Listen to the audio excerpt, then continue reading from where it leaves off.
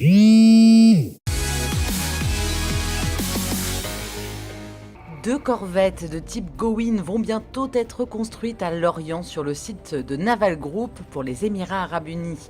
La commande a été officialisée par Emmanuel Macron ce jeudi alors qu'il était en visite dans les pays du Golfe.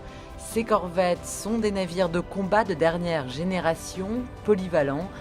En septembre, Naval Group livrait à l'Égypte l'un de ces modèles.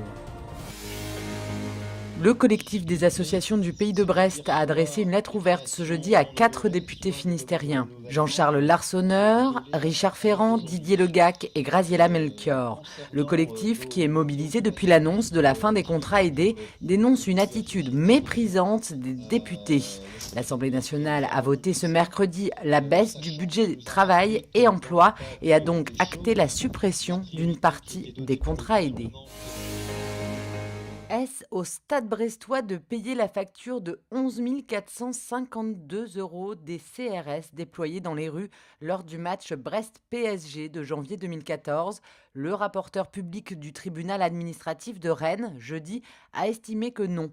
Selon lui, la sécurité dans les rues relève du service public et le montant, trop élevé, participe à une pratique illégale et répétée de la préfecture du Finistère.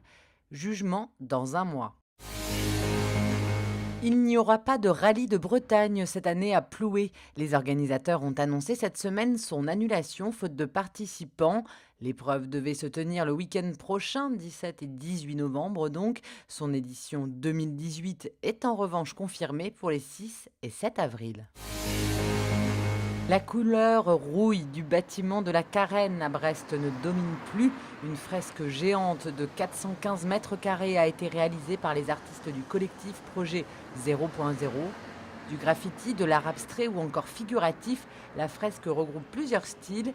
Il aura fallu 13 jours de travail pour réaliser ce gigantesque tableau sur la fameuse salle de concert brestoise.